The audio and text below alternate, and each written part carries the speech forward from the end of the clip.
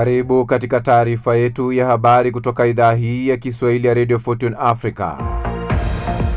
Tumekuandalia mengi ikiwa ni pamoja na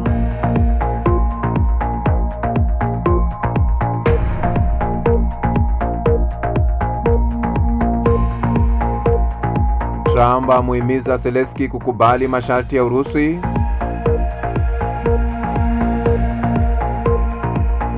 Israeli yaruhusu tena misaada kuingia ukanda wa Gaza.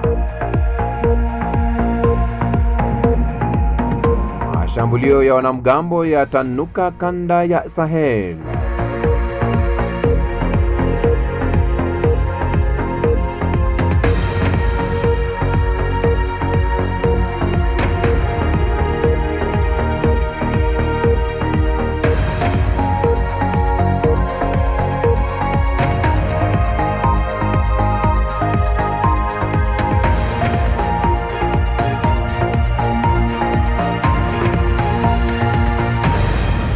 Na polisi Nigeria wafuatulia waandamanaji gesi ya kutoa machozi wakipinga kuzuiliwa kwa kiongozi anayetaka kujitenga.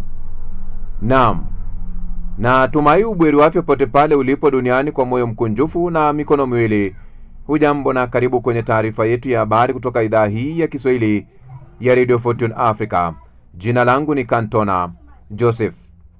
Wanamgambo wa itikadi kali katika kanda ya Sahel barani Afrika wamezidisha maradufu mashambulio yao katika miaka ya hivi karibuni. Kulingana na uchambuzi wa shirika la habari la AFP na pia data kutoka shirika la Acled, hali hiyo imesababisha vifo vya watu wapatao 77,000. Mashirika hayo yameongeza kuwa makundi yenye mafungamano ya mtandao wa kigaidi ya Al-Qaeda yanafanya mashambulio kote eneo hilo kuanzia Mali, Burkina Faso, Niger, Nigeria hadi mpaka wa Senegal.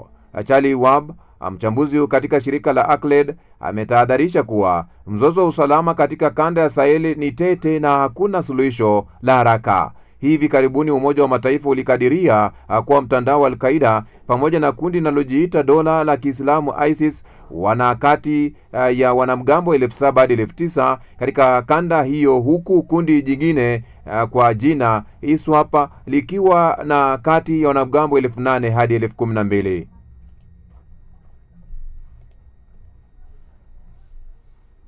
Israeli imeanza kuruhusu misaada kuingizwa tena katika ukanda wa Gaza.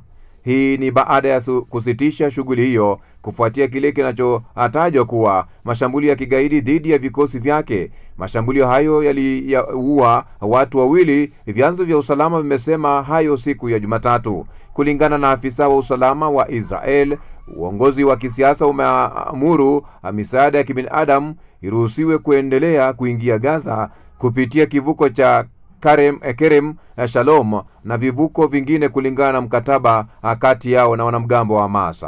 Mnamo Jumapili, vyanzo vya usalama vimesema upelekaji misaada Gaza ulisimamishwa kwa sababu Hamas walikiuka kwa makusudi makubaliano ya usitishwaji vita. Kulingana na jeshi la Israeli, wanajeshi wake walioko kusini mwa ukanda wa Gaza walishambuliwa na 2 waliuawa. Israeli ilijibu kwa kufanya mashambulio makubwa zaidi ya anga tangu mkataba wa usitishwaji vita uliposainiwa Oktoba 10. Vyanzo vinasema kuwa watu 44 wameuawa kwenye shambulio hilo la Israel. Ni taarifa ya habari kutoka idhaa hii ya Kiswahili ya Radio Fortune Africa. Sasa hivi tunajiunga na shirika la DW ambapo tutakuwa tunaendeleza matangazo haya ya mbashara kwenye ripoti za waandishi wa habari.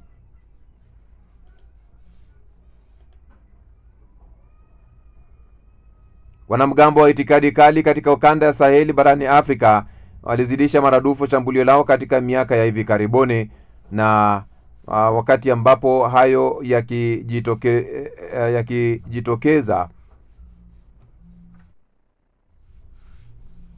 ni kwamba Rais William Ruto wa Kenya ameongoza wa Kenya kuadhimisha siku kuu ya mashujaa, huku akimtunuku heshima ya juu zaidi waziri mkuu wa zamani Raila Amolo Odinga. Ruto amemtaja hayati Raila kuwa mzalendo aliyeitumikia nchi kwa upendo. Rais Ruto ameapa kuwa utawala wake utakabiliana na siasa za ukabila. Shisia Wasilwa ana taarifa zaidi. Maisha ya Raila, akisema kuwa ni kwake ndipo taifa linapata msukumo wa kuendelea kupigania haki, amani na umoja.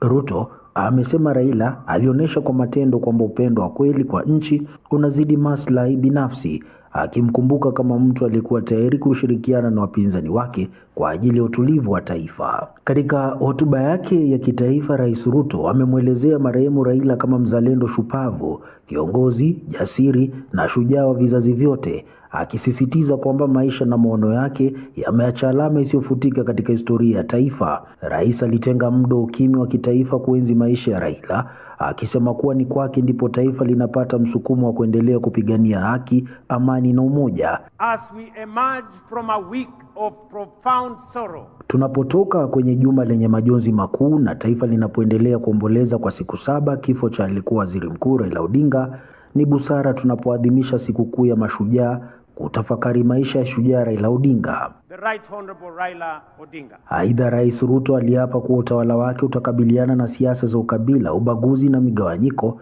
ili kufungua njia ya kupatikana usawa katika utekelezaji wa mipango na miradi ya maendeleo. Kwa upande wake, Rais wa Senegal aliyekuwa mgeni mwalikwa Bassirou Diomaye Faye amewataka Waafrika wakumbatie tamaduni ya kuwaenzi mashujaa wao ili kurejesha historia ya bara hilo. Our heroes deserve all honor. Mashujaa wetu wanastahili heshima zetu zote, wanastahili upendo wetu. Maisha ya mashujaa wa Kenya waliojitoa muhanga kwa kupigania uhuru wa taifa lao ni sifa kuu na yanayostahili kuonewa fahari. That commands respect and pride. Waziri Mkuu wa Msumbiji Maria Bonvinda Levi alimwakilisha rais wa taifa hilo Daniel Chapo, huku akitaja kifo cha Raila kuwa pigo sio tu kwa Kenya bali Afrika nzima. Com seu desaparecimento físico, Kenya, ama kwa hakika Kenya na Afrika nzima imepoteza mzalendo wa kweli ambaye sauti yake ya kupigana kuleta ukombozi itaendelea kusikika kwa jamii yenye haki na demokrasia. justa e democrática. Sikukuu ya mashujaa nchini Kenya huadhimishwa kila tarehe 20 mwezi Oktoba, kuwakumbuka mashujaa walioiletea nchi uhuru, lakini pia Wakenya ambao wametoa mchango mkubwa kwenye nyanja mbalimbali. Shisia Wasilwa, DW, Nairobi.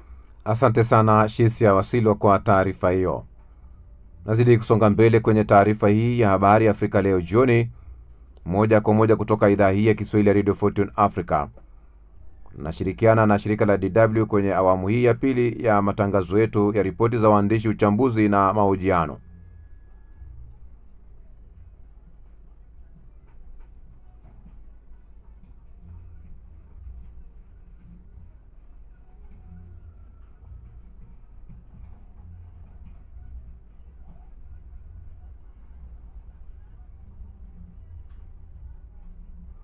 Tupokee mahojiano. Raila tuzo hii ni yule ambaye anacheza siasa. Anaangalia macho yake, anatupa uchaguzi ujayo mwaka 2027. Hakuna chochote anachofanya eti kwa sababu anampenda Raila au anapenda nchi. Hii inafanya kwa sababu ya siasa tu, kwamba nimfanyie hii, nifanye hili, watu wanipende, watu walidhani mimi mtu mzuri. Lakini haya mambo mazuri wangeyafanya zamani. Na mambo mazuri si kwa mtu mmoja. Mambo mazuri ni kwa taifa na wananchi wa taifa. Pengine huoni kama hii labda kauli ya Ruto labda naye pia ndio ukurasa mpya wa namna ambao wanataka muendelezo wa siasa za maridhiano nchini Kenya? Itakuwa ni vizuri kama Ruto anamaanisha kweli kwamba tupendane kama wananchi. Kama mtu amekosea mwingine amsamee, itakuwa ni vizuri, lakini tuone vitendo kwa taifa na kwa wananchi. Ndio tukubali kwamba huyu hachezi siasa. Huyu ameona Kenya mpya, amekuwa Paul kutoka kwa Saul, kwamba leo Kenya hii tupendane, tusameane na tusonge mbele. Mgeni rasmi Rais Bassirou Diomaye Faye wa Senegal alisisitiza umuhimu wa kuhifadhi historia na kumbukumbu za mashujaa wa Afrika. Unadhani nchi kama Kenya imefanya vya kutosha katika kulinda urithi wa mashujaa wake, au bado ipo changamoto katika kuandikisha historia kwa usahihi? Kenya imetoroka historia yake. Viongozi wa Kenya tangu uhuru wamekuwa wakitoroka historia na kutoroka mashujaa. Manake ni aibu tumepata kama taifa. Kuna mashujaa wa ukombozi wa uhuru, kuna mashujaa katika michezo na fani mbalimbali, hatujawahi kuwafikiria. Wakati wa tuzo tunatuza wakora, tuna wanasiasa. Kwa hivyo kama ukurasa mpya utafunguliwa kutokana na kifo cha Raila, kwamba tuwe watu wa kukumbuka mashujaa, itakuwa ni jambo nzuri kabisa. Kwa mtazamo wako Bwana Manyora, unadhani mustakabali wa siasa za upinzani na uongozi wa mageuzi ukoje? Je, kuna kiongozi yoyote ambaye anaweza kuendeleza urithi na maoni yake ya kisiasa? Shida ya kumrithi mtu kama Raila ni kwamba ni mtu ambaye anajaa nafasi kubwa. Kupata mtu ambaye anaweza kujaza hiyo nafasi kwa hakika sio rahisi. Na wala hakuna haja ya kutafuta kiongozi katika upinzani kwamba atavaa kiatu cha Raila. Hiyo itakuwa ni kazi bure. Kwa pamoja washirikiane, watafute mambo ambayo ni mazuri kwa nchi. Watafute uongozi bora kwa nchi. Tusitafute mtu ambaye atarithi Raila. Maana kupata anayeweza kurithi Raila si rahisi. Alikuwa mtu wa kipekee, lakini mazuri yake tunaweza kuyarithi na kuyaendeleza. Ni Manyora, mchambuzi wa siasa za Kenya. Tukitoka huko, msikilizaji, ndio hali ambayo inajitokeza. Asante sana Saum Njama kwa kuweza kumhoji Profesa Manyora pale hivi. Tume ya uchaguzi ya Zanzibar ZEC imepokea rasmi karatasi za kura zilizochapishwa na wakala wa serikali ya uchapaji Zanzibar.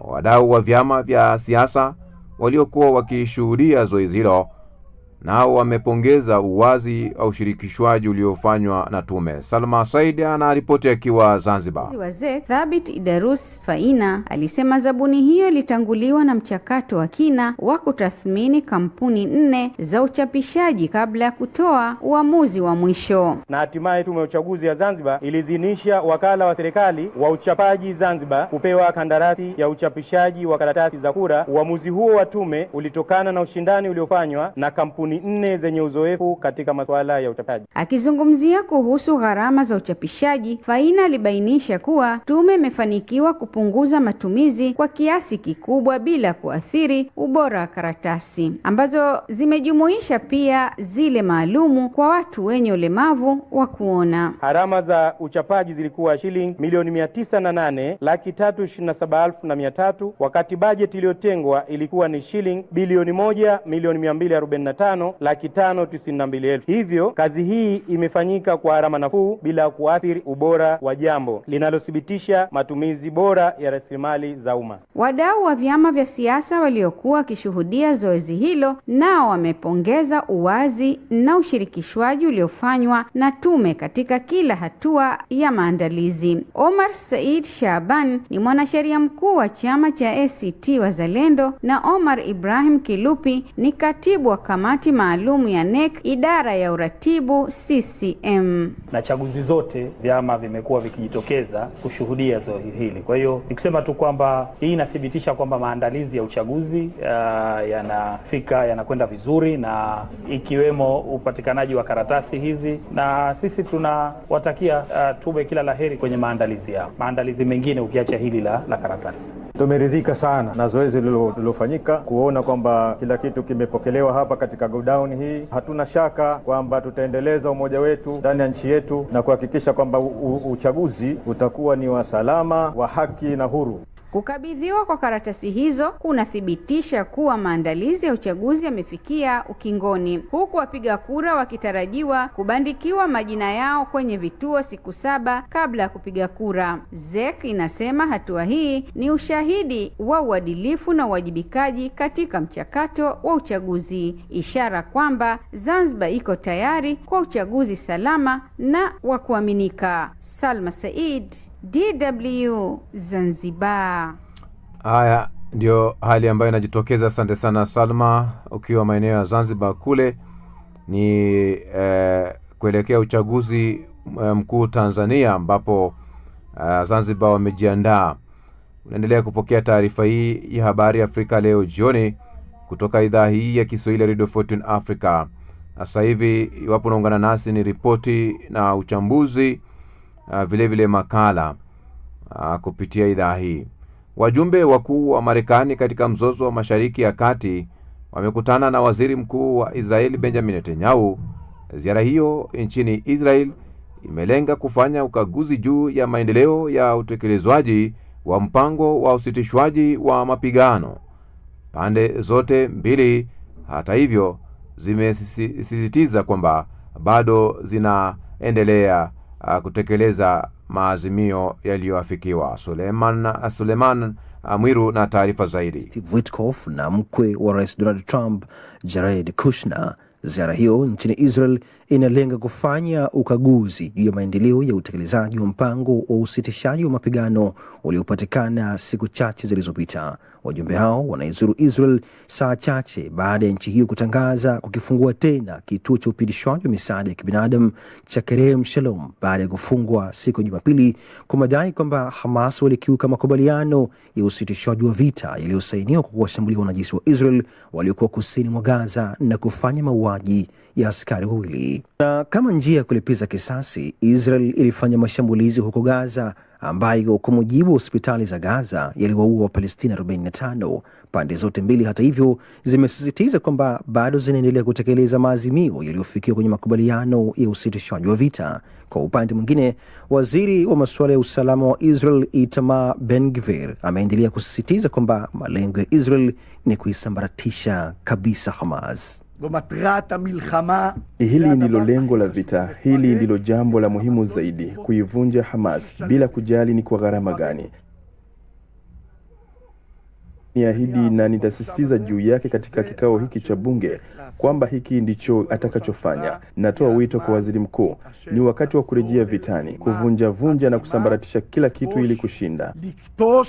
Jumatatu ya leo pia ujumbe wa Hamas unatarajiwa kukutana na maafisa wa Qatar na Misri mjini Cairo ili kujadili namna ya kuendelea kutekeleza maazimio ya usitishaji vita wa Gaza. Hayo yamesemwa na chanzo kilicho karibu na mazungumzo hayo kwa shirika la habari la AFP.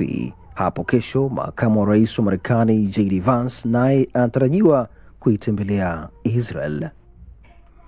Asante sana Suleiman Mwiru kwa taarifa hiyo, ambapo na zidi kusonga mbele, ambapo Ukraine inajiandaa kusaini mkataba wa kununua mifumo 25 ya ulinzi wa anga Patriot.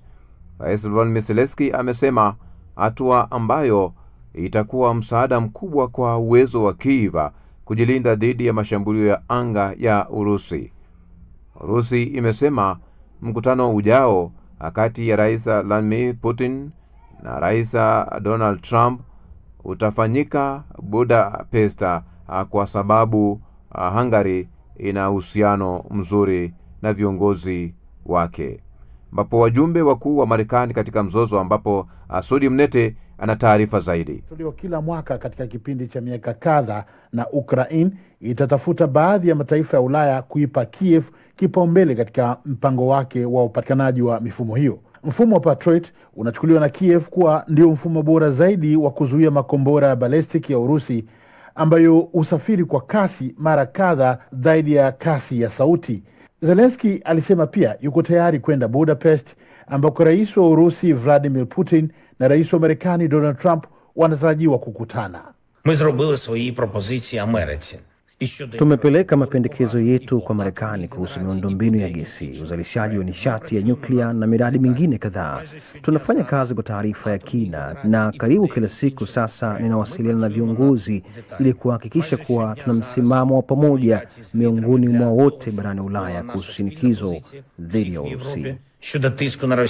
Kiongozi wa Ukraine alikuwa akizungumza mbele ya vyombo vya habari ikiwemo Reuters ambavyo viliripoti kwa mujibu wa vyanzo kadha kwamba Trump alimshinikiza Zelensky kufanya makubaliano katika mkutano uliokuwa na mvutano mkali wa ikulu ya Marekani uliofanyika Ijumaa iliyopita. Katika taarifa leo kadhalika, Urusi imesema Budapest imechaguliwa kuwa mahali pa mkutano ujao kati ya rais wa Urusi Vladimir Putin na rais wa Marekani Donald Trump kwa sababu waziri mkuu Hungary Viktor Orban ana uhusiano mzuri na viongozi wote wawili.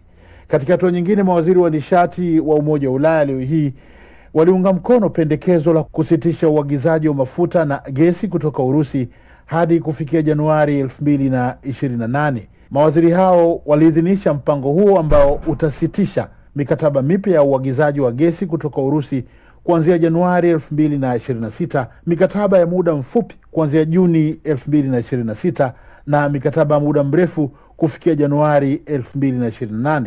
Hayo yamebainika katika mkutano uliofanyika Luxembourg. Nchi za Umoja wa Ulaya zinapaswa kujadiliana na Bunge la Ulaya kuhusu kanuni za mwisho, ambapo bunge hilo bado linajadili msimamo wake. Umoja wa Ulaya unalenga kusitisha uagizaji wa nishati kutoka Urusi ili kuinyima serikali ya taifa hilo kupata mapato ya kufadhili vita vyake nchini Ukraine. Kwa sasa Urusi inachangia 12% ya uagizaji wa gesi katika Umoja wa Ulaya ikilinganishwa na 45% kabla ya uvamizi wake wa Ukraine mwaka 2022, huku Hungary, Ufaransa na Ubelgiji zikiwa miongoni mwa nchi zinazopokea gesi kutoka Urusi. Asante sana Sudi Mnete kwa taarifa hiyo. Na wakati huu basi, msikizaji, tunakuomba simama kituo cha Radio 14 Africa kufikia malengo yetu ya uratibu kwenye hatua ya kuweza kununua transmitter yenye uwezo wa kurusha matangazo yetu mbali na kwa njia nzuri yatakao tanua wigo letu na kuwafikia mamilioni ya watu kwa njia ya FM. Wasilisha mchango wako kupitia paybill number ni 625625, account number ni 012450 85217800 au till number ni 4561468 kupitia mitandao yote ya kurusha pesa.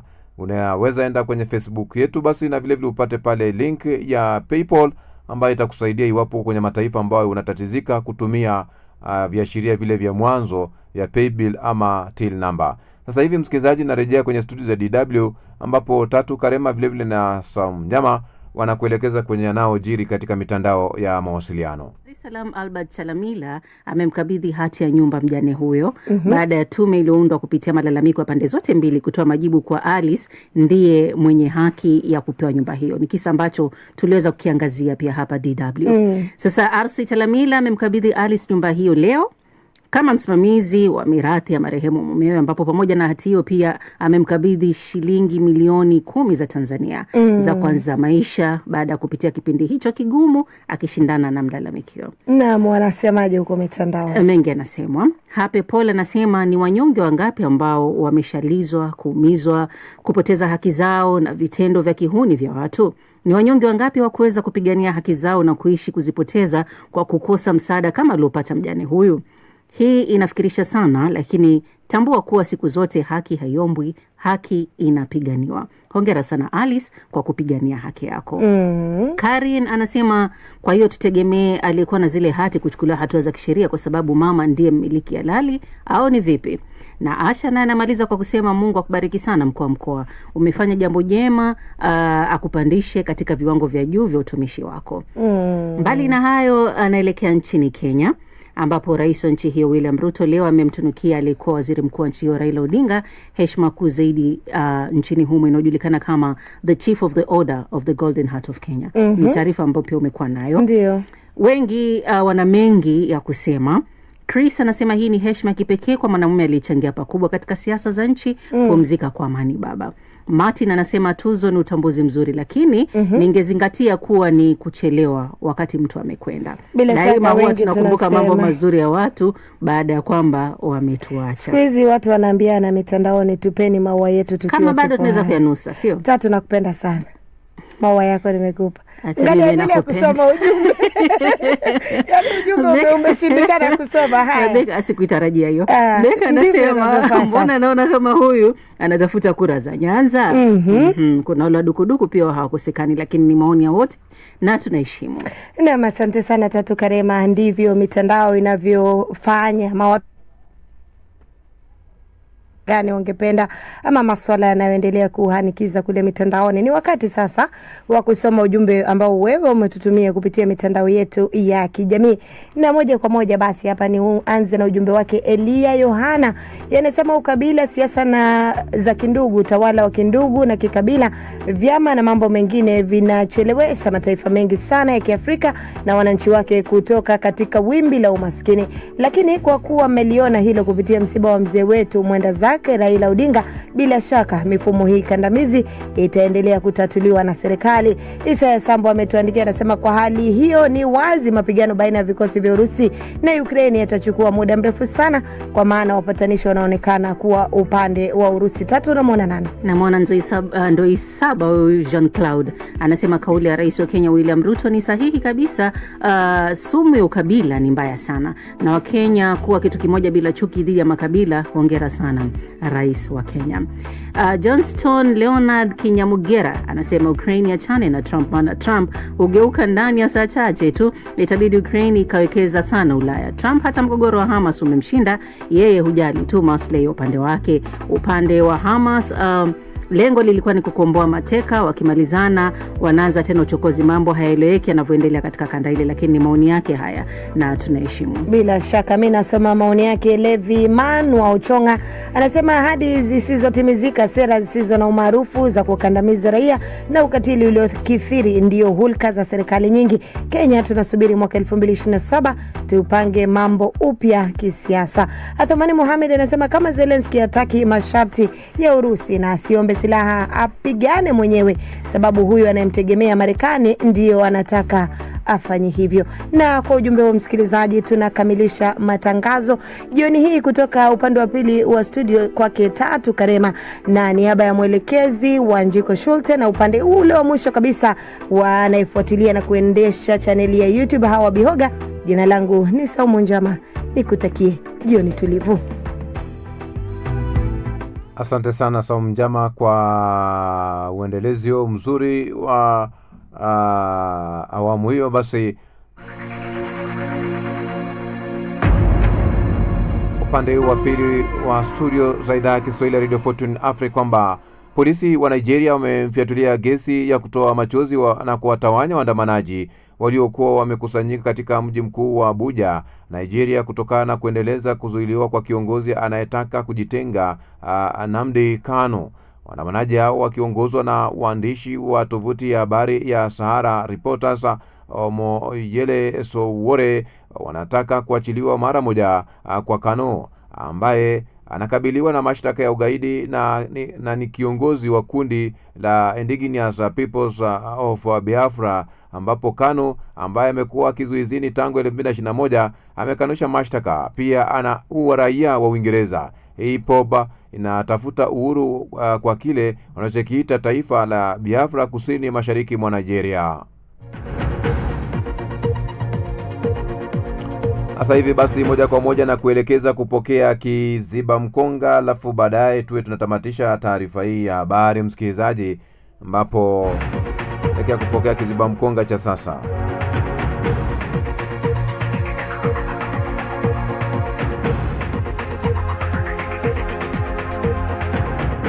Kiziba mkonga cha sasa.